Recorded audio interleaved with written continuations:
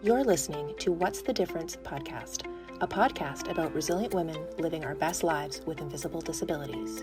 Created and hosted by Jackie Rosen and co-hosted by Cynthia Chang-Mintz, Sarah Patel, and Samantha Moore. To view the video version of this episode, please visit our website at whatsthedifferencepodcast.ca. You can also connect with us on Instagram or Facebook at What's the Difference Podcast, or on Twitter at PodcastWTD. Welcome to another episode of What's the Difference Podcast. As you might see and hear, things have changed. I'm your host, Sarah Patel, today, and Jackie Rosen is going to be speaking to us about her baby and her journey having Hannah, and we also have Samantha Moore with us, co-hosting. So welcome, everybody. Yay. And I'm really excited to hear what Jackie has to say as a new mom. Like I've heard some stories and things like that, but I'm excited to have this conversation with all of our listeners.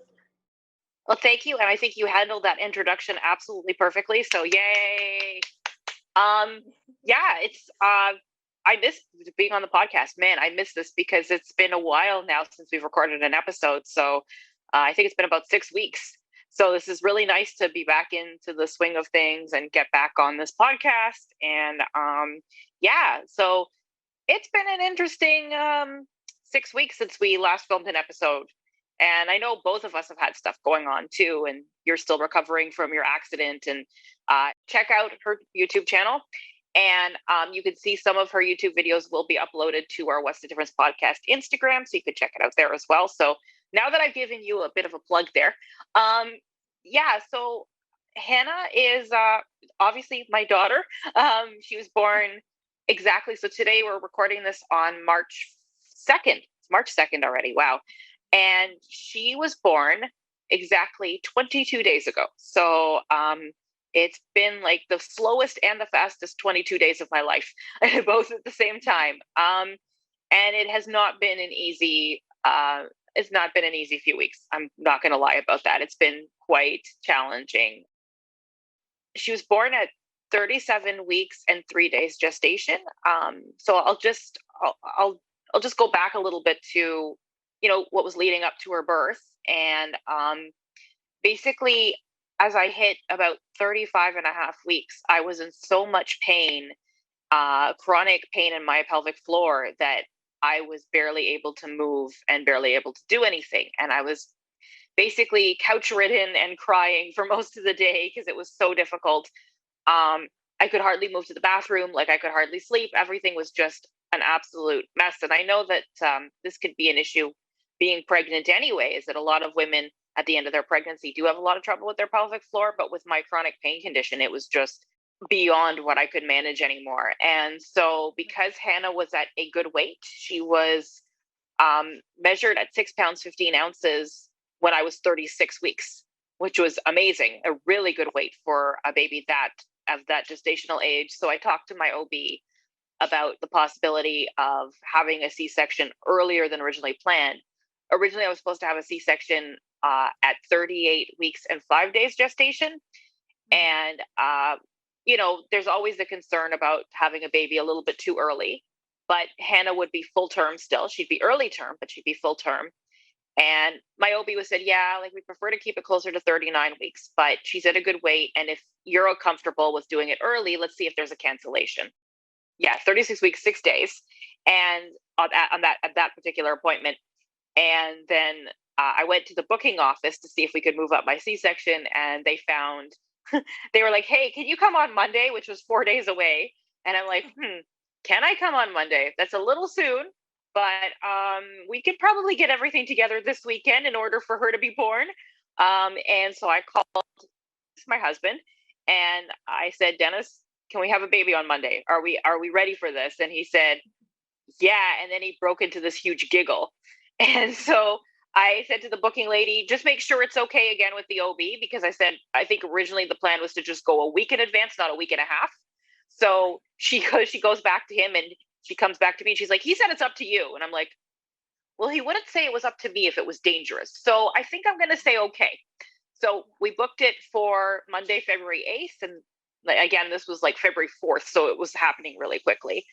And then the weekend leading up to her birth is kind of a blur, because I think that weekend was the worst pain I've ever had in my life. And it was the most uncomfortable, miserable day I've ever had in my life. The 2 days before she was born. And so any doubts that I had about, maybe this is too early to bring her into the world and all that, any doubts that I had kind of ended that weekend when I was like, I can't do this anymore. This is so hard. And kudos to people who like go to 41, 42 weeks. I don't know how they do it. I could barely make it to 37. So Hannah was born at Mount Sinai Hospital in Toronto, which has slightly different rules than some of the other hospitals. So Mount Sinai actually allows partners to be in for the C-section, which is what normally would be allowed. And then they're allowed to stay. They're allowed to leave the hospital if they absolutely need to. They have to be screened for COVID once per day, not tested, but screened.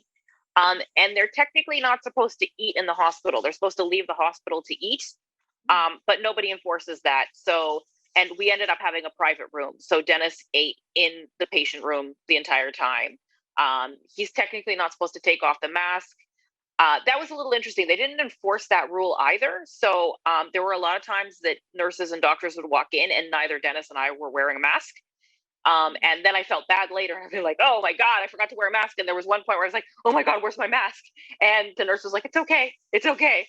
Because all the nurses, they're wearing PPE and they're very prepared for it. And the great thing about Mount Sinai is that there's been very, very few cases of pregnant women with COVID at Mount Sinai. And I don't think there were any at the time I was there. So, and I mean, we've been home from the hospital now, I guess something like 17 days, and we haven't gotten sick or gotten COVID. So I think we're good now. But so that was interesting. It was a little less strict than we thought it would be as far as COVID regulations and Dennis being able to be there. Thank God he was able to be there, because I don't think I would have been able to get through if he hadn't. The C-section was interesting. Now, I think every woman has a different experience with this. Some women don't feel anything. Some women are actually given a general anesthetic and they don't know anything that happens. I have a friend that actually had that happen to her because it was a situation where she required a general anesthetic. So in my case, so they did an epidural. It's really interesting when you're going in and you're not actually in labor. So I never went into labor. I have no idea what it's like.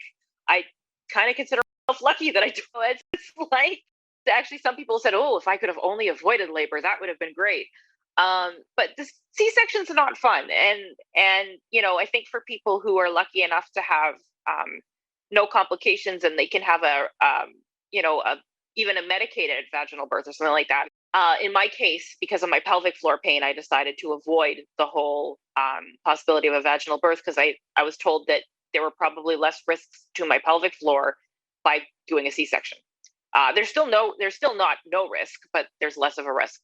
A C-section is basically, some women feel everything, some women feel nothing. I was kind of in between. It didn't feel particularly like they were cutting me open or anything like that, but I could feel the pulling and the punching, and like I felt them pull her out. Well, one of my friends did say you might feel some stuff as they're rearranging it after they put you back together. That's what one of my friends told me. And I was like, okay, that's fine if I feel some stuff. I didn't realize it would hurt. So I also, as I've mentioned in many episodes, I suffer from pretty bad anxiety and panic attacks and OCD. So I was hysterical in the operating room. And they let Dennis come in after you have the epidural. So I had the epidural, and then Dennis was allowed in, and then Dennis was holding my arm on one side because sometimes they actually tie people down. They didn't tie me down, but there was I believe it was the anesthetist holding my arm on the other side, and it was Dennis holding my arm on the left of this arm he was holding. And I do remember that they had asked in advance about what music I wanted playing when she was born, which I thought was pretty cool. So any song that I heard in the operating room that day is going to send me into a mush of emotions these days now, because it was on during her birth. And yeah, when they pulled her out, I definitely felt it. It felt weird. It felt really weird. And then I was told like, oh, you're going to be super nauseous when they put you back together and all that. And I actually didn't have any nausea. It was amazing. I was like, The thing I was so worried about, the nausea, didn't turn out to be the thing that was the scariest. The scariest thing was the feeling of being pulled apart. That was scary. And then Dennis actually has a bit on video, which I will not share with the podcast because it's a little bit gruesome, of them pulling her above the sheet, where they put the sheet to block you from seeing what's going on in the table. So they put her up in the air, and Dennis has video of that moment. And of course, he did show me later, and I burst into tears. I'm so glad that he was able to be a part of that moment and capture that on video. Like, that's a memory you're gonna have forever, right? Because I was actually like, that was one of the questions I had, and I never got to ask you, is like, was because of COVID, was Dennis actually be like allowed in the operating room? So you answered that. Yeah, no, he was there and he was crying, and I hear, when I've listened back to it, I hear him crying, and it makes me cry. And then, so what happens? I think the scariest thing was, obviously not. I think it was the scariest thing was that Hannah ended up having to go to the NICU for 48 hours. And for people who don't know, the NICU is the neonatal intensive care unit.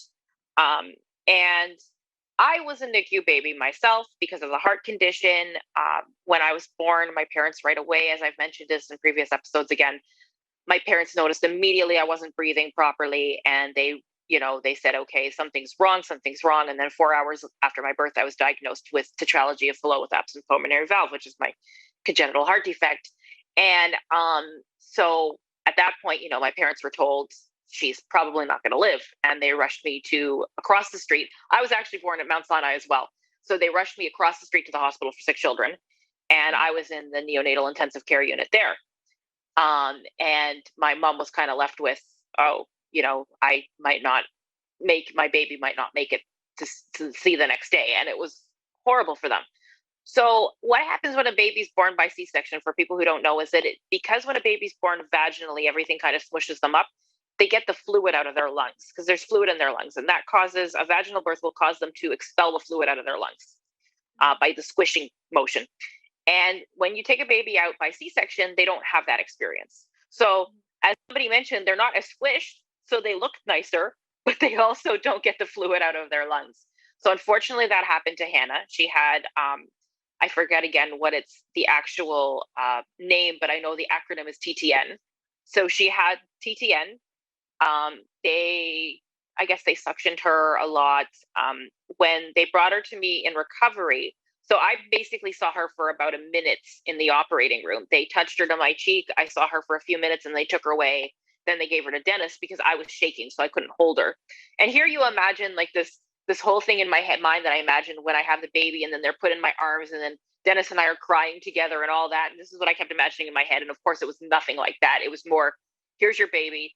Oh, that's her. Okay, we got to take her away to clean her up. I'm shaking. I'm anxious.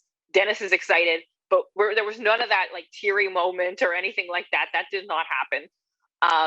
And so, yeah, when they put her on top of me in recovery. And of course, in recovery, I'm like woozy and everything. And then right away, we're like, yeah, she's not breathing properly. So they took her off me. They took her to another section of recovery, tried to clear out her lungs. It wasn't working so well. And I kept asking, is she going to have to go to NICU? Is she going to have to go to NICU? And they said, well, she might. We don't know. And then about an hour later, the doctor comes in, the pediatrician, and says, yeah, we have to take her to the NICU. And I fell apart because I'm thinking, oh my God, this is the same story. This is like what I was born. This is horrible. This is, from that point onwards, I mean, the whole thing is now fuzzy. It's been three weeks and a day. The whole thing is fuzzy, but especially from the point they took her to the NICU onwards, my memories from that night are shot. I can't remember much. And it's troubling for me because I have a really, really, really good memory. So when I can't remember something, it makes me very upset. And it's interesting to note because something that happened to me when I was in one of my heart surgeries back when I was 8 years old was that they did give me a drug that would erase my memory. And I think they did that for kids back then. So that really bothered me because there's a whole part of me going into surgery as an 8-year-old that I don't remember. And I have very strong memories from that surgery. So this was like the same thing was happening again, but now it was with my daughter. And then, so I had all these feelings. Basically, I got to hold Hannah for all of like 2 minutes or 5 minutes the day she was born. And I didn't see her for any longer than that. And I was so upset. And even though they told me, she'll probably be okay in 2 to 3 days, she just needs to get the fluid out of her lungs and we're going to take good care of her. It didn't matter. They told me that. I was still a mess. I was going, oh my God, my baby's going to have the same life that I had. Even though they kept assuring me that everything was fine, she was going to be okay. She just needed treatment. And then the next day, they actually took me, Dennis took me to the NICU to see her. Now, this is the problem right now, is that only one parent is allowed in the NICU at a time because of COVID. So I could not be there with him. I was there alone. And the nurses and doctors were doing their rounds. And I remember them coming around to talk about her case. And I just sat there and melted down. And I said, I need my husband here. I need my husband here. And they're like, no, you can't have him here. And I said, well, then he's waiting out in the hall. You need to tell him what you all just said in rounds. Because I said, I am not of the mindset right now to repeat that to him. So they went out. And then right away, it was like the social worker came in to talk to me. And then I got this book about the NICU and about, visiting hours and all that. And it's meant for parents that are staying a long time. They actually had told me that the room that she was put in was the room that for babies that didn't need the NICU for very long. So it was like the room for the babies that go home the fastest. So it was like they said, don't worry, she's not going to be in here long. All the babies that are in here, they go home like really fast. So they told me that she's in like the temporary room. So that made me feel better. And they kept saying, yeah, she'll probably be okay in 2 to 3 days and all that. But I was still terrified. And here I am they finally put her in my arms and she's just covered in tubes. And it's like, oh, this is like what my life was like the first few weeks. So it was very, very hard, even though completely separate thing, completely very temporary diagnosis. She's going to be fine. The flashbacks to what my parents have talked about was just overpowering. And the other thing that I want to mention is that because I look young for my age, I'm going on 37 this year, and I do tend to look young.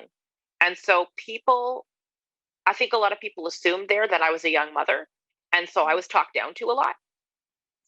And that was kind of hard because I was like, I felt like a teenager at that point. And I didn't feel like an adult.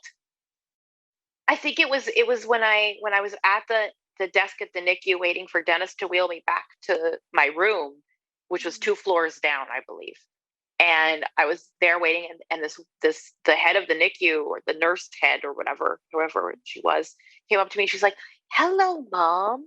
Here's a book about the NICU. Here's what," and the way she was talking to me, I felt like she doesn't see me as an adult. And maybe I was wrong. Maybe it was just that I was over feeling stuff that day, clearly. But I just felt like, and I felt like a lot of people might have seen me as younger than I was. And also it's because of the way I handle stuff, because of my mental health issues and because of my panic disorder and my general anxiety disorder. I tend to act younger when I'm in panic mode. So I think that people were trying to calm me down more like I was a kid. And I will go into that kid state if I'm like hysterical or in crisis. I will act like a child sometimes. And it's just from trauma. That's what it is. It's from past trauma. And then I was facing current trauma. And I think when I went into this experience, I was like, well, if I'm going to the hospital for a C-section, this is a good thing. Yes, it's a major surgery. I get a baby out of it. This is awesome. But it's still major surgery. It's still painful as all hell.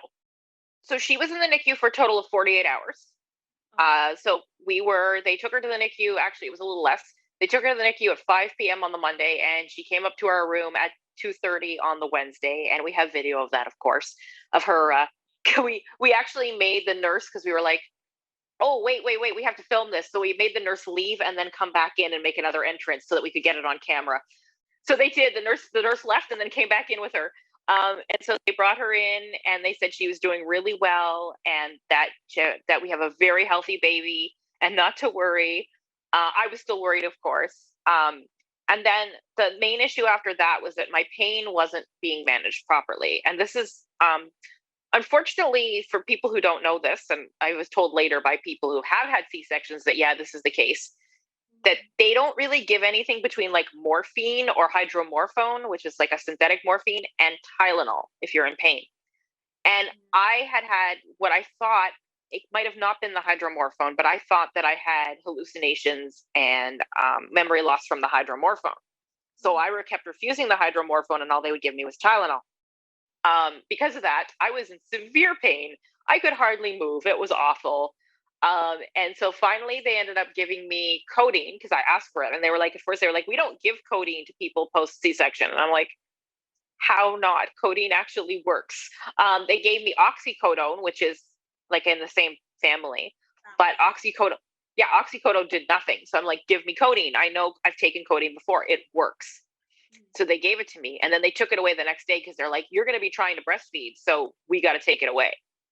And I'll get into the breastfeeding thing later because that's a whole other thing to discuss. But in the end, we ended up going home 2 days after she got out of the NICU because of some feeding issues. She was having trouble feeding because she was young. She was gestationally young. She had just had her lungs like suctioned out and all that. So she did have a lot of trouble feeding at first. And so they kept us an extra night. We were supposed to go home Thursday, and they kept us the extra night. So in total, we were there 4 nights and 5 days. And we took her home on the Friday evening. We finally got home. And it was really exciting. Even though I was in severe agony, it was really exciting to bring the baby home. And by then I had convinced them because they had taken the codeine away from me again. And then I was like, no, I need it back. I promise I won't breastfeed. And they gave it back to me. So, yeah. And apparently because some women can't metabolize codeine properly if they're breastfeeding, and it can be passed on to the baby, and then the baby gets sick. So that's why they didn't want me on codeine. But anyway, well, this is an interesting topic because the thing is that I went into this saying I will not breastfeed. And this was just my personal choice. I didn't want to do it. I was like, I want to get my body back on track as fast as possible. And that means no more physical connection to my child. That means me getting back on track and no breastfeeding.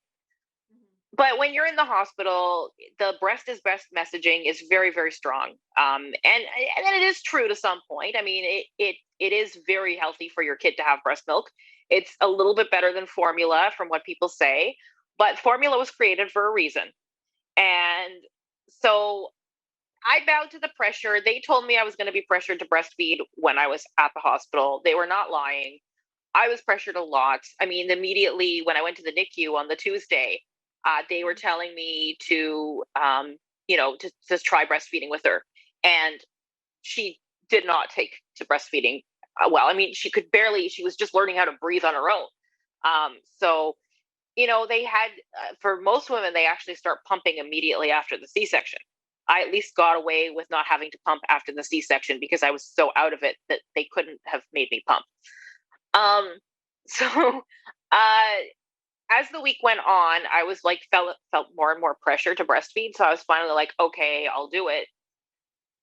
And then they brought in one of those big, huge pumps, and they wanted me to pump every 3 hours. And I remember them saying at one point, oh my God, like your breasts are so heavy and full, and like, you must be in so much pain. We have to empty them for you. And I'm just like, those are not causing me pain. The incision, my uterus is causing me pain. This, I can deal with that. So the lactation consultant came in and she started helping me express. And it was just, I was overwhelmed. And I was just like, all these hands are touching me. Like,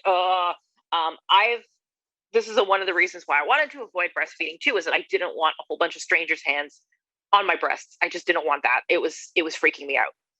But at this point I had resigned myself, and I'm like, oh, well, let's just do it. And then, so they gave me this pump, and I had it overnight, and they told me I had to wake up every 3 hours to pump. Now I'm in severe pain, and I don't know how women do this. So kudos to women who actually are able to pump every 3 hours after a C-section. You are amazing. I think I remember pumping at 1 and I just lost it, and I had a near breakdown, and Dennis and I had a huge fight because I was just like, I was losing it. I did not want to pump. And then they told me you have to wake up at 4 to pump again. I woke up at 6 and pumped, and I'm like, no, I'm not pumping every 3 hours. I don't have the energy. And then finally a different lactation consultant came in. This was the last day we were at the hospital on the Friday. And I finally just said to her, I don't want to breastfeed. And she was like, okay, that's fine. it was a relief. So she said, I said, you know what, I wouldn't mind trying it, but I said, I need to try it at home when the pressure's not on. And so she kind of came up with a plan for me, which is great. I still felt that pressure being at home. So I try like once a day to breastfeed her. It doesn't usually work very well because I'm not breastfeeding her all the time. My milk supply is pretty terrible right now, so she's not getting much. I pump with a hand pump once a day. I don't want to buy a pump because pumping actually made me feel very nauseous. And after 9 months of nausea with pregnancy, I was like, I'm done with nausea. So the fact is she's getting way more out of formula. She's getting all of her vitamins that she needs out of formula right now. Yes, it would be great for her to have some breast milk. So I try to express where I can. But it also, I'm still not recovered I'm nowhere close to recovered. And every time I do even like a hand pump, just one of those ones where you squeeze everything yourself, it's one of those pumps, I'm exhausted. Hand expression, but it's actually like a manual pump. Sorry, a manual pump. That's the name. I'm exhausted and I'm nauseous and I feel awful. And as a matter of fact, just before coming on camera today, Dennis and I had a discussion. I'm like, I would love to just be able to breastfeed her with no pumping and just a couple times a day and have that experience of her and I being close. But I cannot pump. Luckily the manual pump I bought was a President's Choice brand from Loblaws, and it only cost me $33. So it's like, okay, it was totally worth it. Like it already paid for itself. It gave her some breast milk. If I don't use it ever again, it's fine. But it's kind of something that I reevaluate as I go along, whether I really want to do it or whether not. But at the moment, she's getting 95% of her daily intake is probably from formula. So, and you know what? She's doing really well now. So I can't argue with that. Well, and I know like for me as a baby, I wasn't able to breastfeed because I was so weak and because I needed my mouth free to breathe. Like I had to breathe. And if it was sucking or breathing, I was going to breathe. So my parents actually started me really early on a cup. So I was drinking out of a cup way before any other babies do, because that way I could still breathe and drink. So I don't know how old I was when I started on a cup, but I know they did it very, very early for me because it was so hard for me to even suck from a bottle. But the other thing, something to keep in mind, and then I want to share with our audience, is that, if you're not up to breastfeeding, you don't have to. And I know it's a message, the messaging is so strong and about breast is best, but honestly, as long as your kid is fed and they're fed the right vitamins and everything, they're going to be fine. And again, there's a reason formula was created. And if you don't want to breastfeed, you don't have to. And I know I'm saying this when I'm putting the guilt on myself for not breastfeeding myself all the time, but it's, you should not feel guilty. And also, if the most important thing is that you're feeling well and you're feeling healthy, and if pumping every 3 hours or whatever the schedule is for you is making you feel awful, then why are you doing it when there is formula available for your child? So just something that I think people should be aware of is that, it's breast is not best for everybody, and it might be best for baby, but it's not necessarily best for mom. And a happy mom is a happy baby. And you can't wait. If your milk isn't coming in, you cannot wait. You need to give your baby formula. Like, they absolutely need to eat. So that was kind of my thing, was that like, well, she's not going to starve. She has to eat. So if breastfeeding doesn't work, there's no way I'm sitting around waiting for it to work. She's going to eat no matter how she eats. And the other thing is obviously the pressure on social media too, because there's a huge movement on Instagram with all this, with breastfeeding. And there's so many bloggers that are very, very pro breastfeeding. And I'm not saying there's anything wrong with that, but I am saying that can be hard for people who don't want to breastfeed to see this online and not, kind of fall victim to that pressure. And again, it's about making sure your kid is fed no matter how they're fed. Because you don't, and a lot of my friends have said that it came down to that for them too. Eventually, like they were like, okay, well, breastfeeding is not working. My kid needs to eat.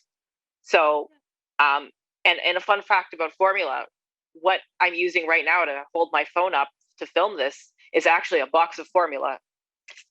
Because that was the only stand I had for my phone. I should really invest in some equipment, shouldn't I?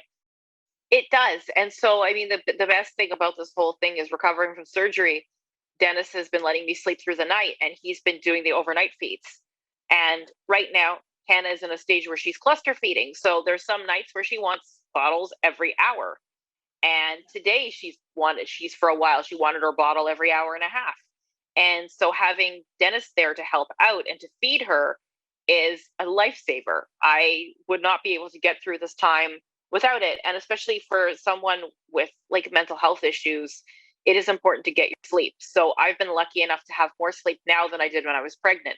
That's going to change soon because Dennis does have to go back to work eventually, and I will be off work for the next year. So, it will change. Once I feel better, I'll start getting up in the middle of the night with her. But until then, he's got my back, and he's been a very supportive partner. And I could not survive this without him, I'll be honest. Well, and that's what, so originally, like what we had to do in the beginning was we had to weigh the risks and the benefits and all that. And my mother-in-law is young and spry and able to take care of babies. And so my parents aren't, they're a little bit older, they're dealing with health issues.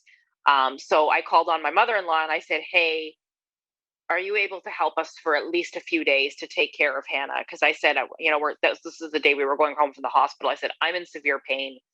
There's not much I can do. I need help. Like Dennis can take care of Hannah, but I'm going to need help with laundry, with cleaning, with stuff like that. And she said, sure. So she came over for 4 nights when we got home from the hospital. She helped out a lot. She helped out with baby care a lot. She fed her, she diapered her. She stayed up at night with her. And now going forward, she's going to stay with us 2 nights a week until Hannah's a little bit older and sleeps through the night, which is great. She's been, and it's good to have her around. And we just had to weigh, okay, well, where has she been with COVID? She's only been to the grocery store. And we're like, okay, well, we've also been to the grocery store. So the risk is about the same. So, we had to, at that point, we had to say, we need help. And so the other thing I would tell people is that if you need help and you need to call on a family member, you pick the family member who's one of the safest to come over. And, you do have to live with a little bit of risk. There's really no way around it. If you need the help, you have to weigh the risk. But for us, it's been worth it. It's been absolutely worth it having her here. And she doesn't go anywhere now. And my father-in-law, he comes over to visit, but he doesn't stay over. He also, the only place he goes is the grocery store. They don't take public transit. They're not out in public other than to go to the grocery store. So it's like, okay, this is not a huge risk we're taking. So it's all about, yeah. And it sucks because I know, Sarah, what you've said is that you would, if there wasn't a pandemic, you would be over helping us out and playing with Hannah and all that. And I think that would have been amazing. But, and fun fact to our viewers is that Sarah and I have actually never met each other in person. I think I might have mentioned this in another episode, but we've never met each other in person. We've been doing all of this virtually since July. So this is friends, guys. We're virtual friends. Yeah, so we're virtual friends, but we actually have not met in real life, which is pretty funny. So eventually we will. That's in the plans for summer 2021. But in the meantime, yeah. So it's definitely been difficult. And the other thing that I would like to mention too is that because of my anxiety and my mental health issues, that I am definitely experiencing some postpartum depression. And in fact, today before we started the show, I was having a bit of a meltdown. And it's hard to it's hard to actually admit that you're experiencing it and to seek help. And I've still been very stubborn about seeking help.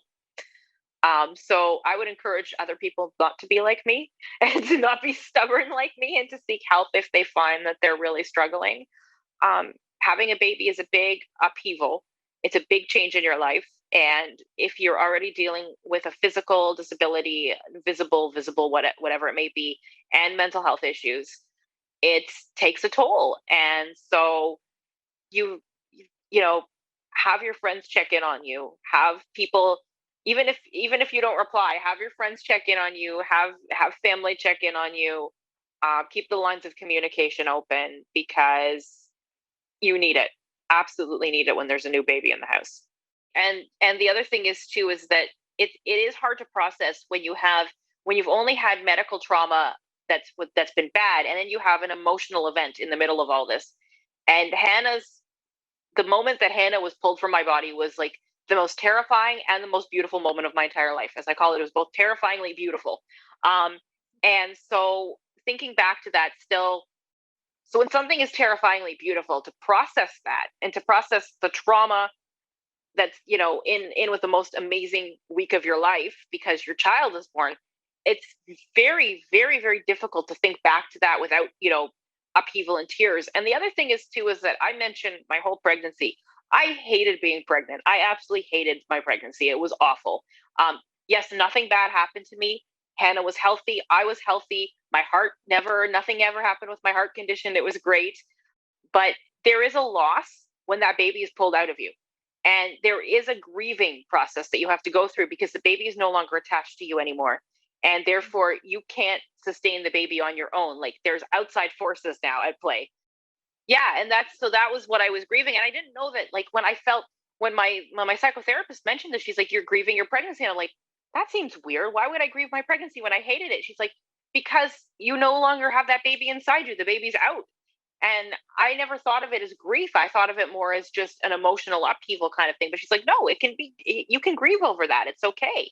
And so, like, I don't mean to compare this to people who've actually had a loss with pregnancy, or I know people who have had stillbirths, and I can't even imagine the pain that anybody would go through with that. So it's not a comparison to that at all. It's just, it's almost like, I think it would be more like when a parent sends their kid off to college and you're like, okay, you're no longer living at home. You're going to be living your own life. What am I going to do? Yeah. So it's hard for both mom and baby. And so yeah.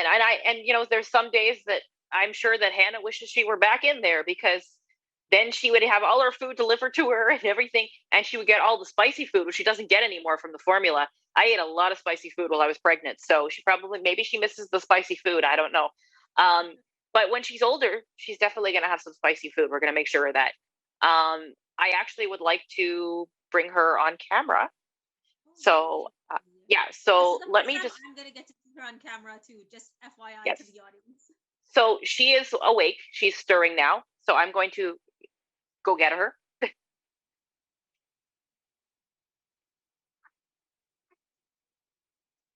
Come here, baby. Come here.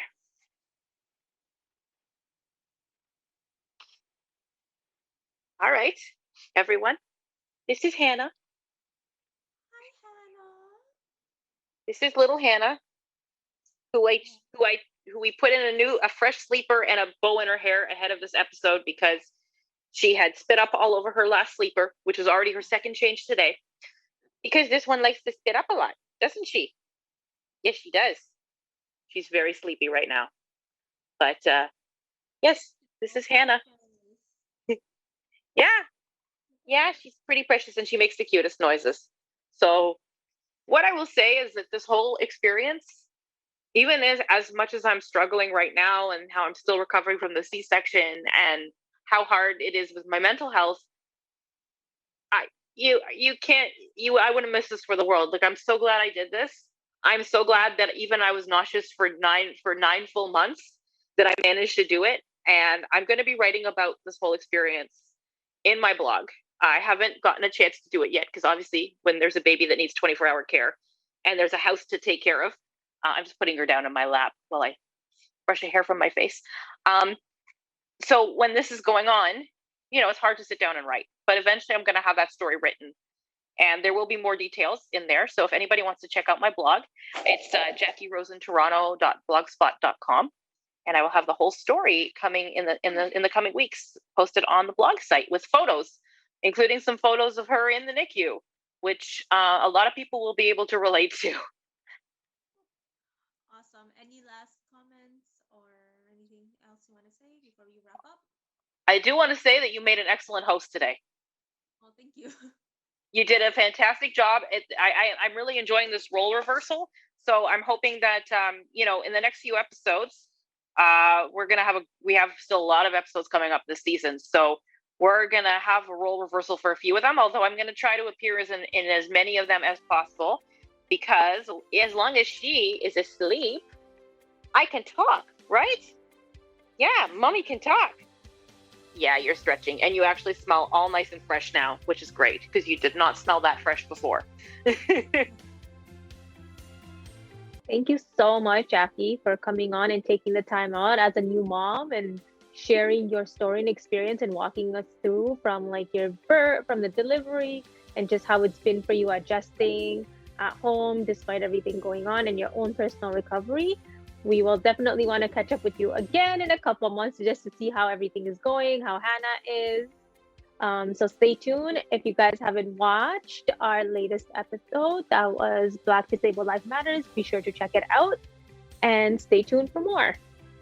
Yep, we got a really good lineup this year, and I'm going to be back as host for the next episode, which will actually, you'll see the next episode was actually taped back in December. So the next episode coming up after this, I was back as host because I'm pregnant again, because it's back in time. We're going back in time on the next episode, but it's a really, really interesting episode. We interview a Canadian actress who has had a kidney transplant and addiction issues. So that's going to be our next episode. We've been teasing it for a while. It is actually coming up next. We just had to postpone it a bit. So, and then we're going to have some really good episodes coming up for the rest of the season. And we've got some great ideas. Again, if you ever have an idea as a listener, as somebody who's viewing us, let us know.